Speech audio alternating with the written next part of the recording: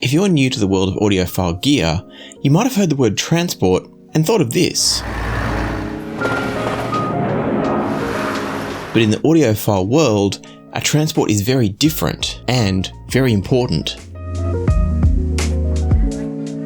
Just as a truck or train carries cargo or passengers from one location to the next, a transport in audio terms is the device that delivers your musical files. And the word files is kind of important here because transports refer specifically to anything that delivers digital files to your audio system. Specifically, they're going to deliver those files into your digital to audio converter or DAC, and basically that's whatever is in your system that converts the digital information into music information. And so in other words, a turntable or a cassette is not considered a transport.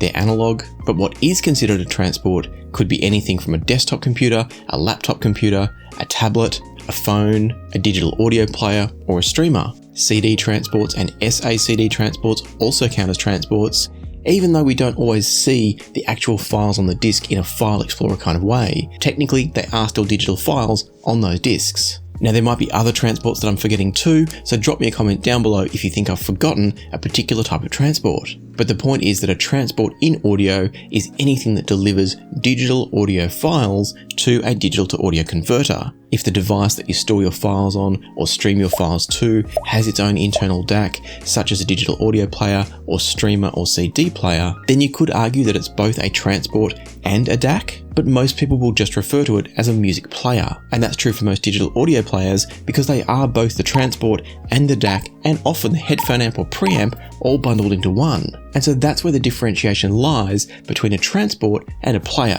A transport just delivers the files, a player will also convert them into the analog format. So that's what a transport is, but let's talk now about what's important if you're choosing one. The first consideration is, where are the files coming from? Are you using local files like MP3 or FLAC that you might have bought and downloaded from an online store or ripped from a CD or SACD collection? Or are you planning to stream your music from services like Qobuz, Spotify or Tidal? The reason that matters is you might need to think about storage capacity if you're using local files. That's especially true if you're using high-res or DSD files. For example, an average length album of 96 kHz high-res audio is going to take up about 1.1 gigabytes of space on your drive. Now, don't worry if you don't understand what high-res audio is all about, I'll get to that in a future video. The key point here is that it takes up a lot of space for each individual album.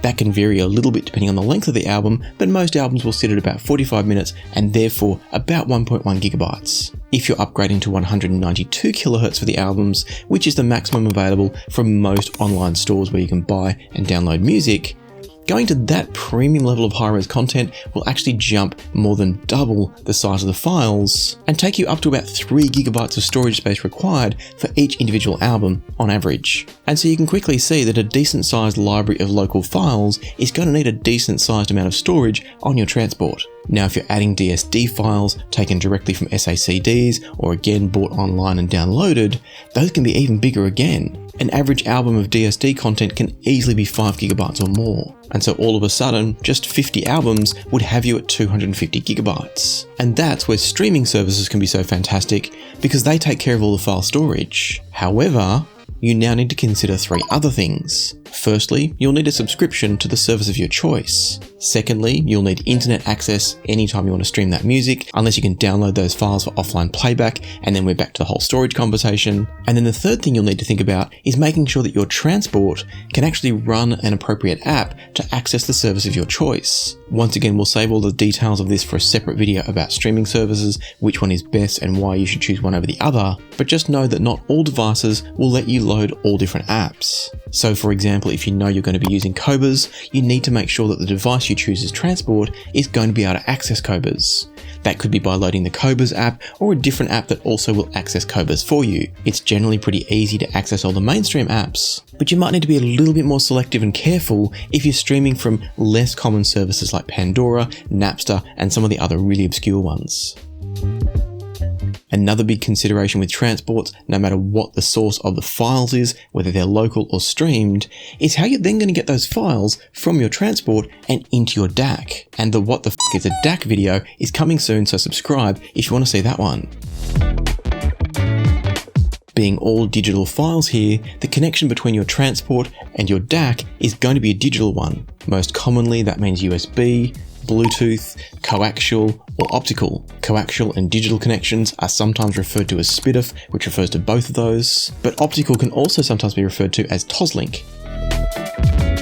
Rather than getting bogged down in what these terms mean though, what matters for this video is just ensuring that your transport has the right connection to go into your DAC. For example, if your DAC is a USB only device like a dongle, you need to make sure your transport will output the audio through USB. And so that's probably not a bad place to end an introductory explainer video about transports. But I think there's one more thing we should discuss briefly, because it's very easy to fall into the trap of thinking that all transports are the same because it's all digital files. And yes, all of the files we're talking about here are digital, and any transport will not or should not be corrupting the data within those files as it hands it off to the DAC. But where transports do vary significantly is in the amount of noise and possible timing errors that they also create or hand off into the downstream DAC. We won't go into depth about this topic because this is not the time or the place for it, but it's important to know that high quality transports have better quality circuits, especially when it comes to things like the power supply and the isolation of noise from the power supply, for example, from the rest of the system. We're getting a little bit deeper into the detail that I wanted to here, but sometimes it's also worth being aware that the transport can be the master of timing for your system, and timing is a really important aspect when it comes to translating digital files into the analog music we listen to. And so in short, a transport that produces more noise and or a transport with poor timing qualities will translate to a sound in your system that is harsher, with a smaller soundstage, and with sounds or instruments that all get a bit muddled together. And so a better quality transport will lead to better audio reproduction, that's for sure. But the most important thing to remember here is that the best audio system is the one you can afford. It's the one that allows you to listen to and enjoy your music sooner without worrying so much about the gear. And so with that in mind, let's do a quick recap. Transport delivers digital audio files to your system. It needs to be able to store or stream the music you're going to listen to. It needs to be able to connect to the AV receiver, the DAC, or the other music device that's going to decode your audio.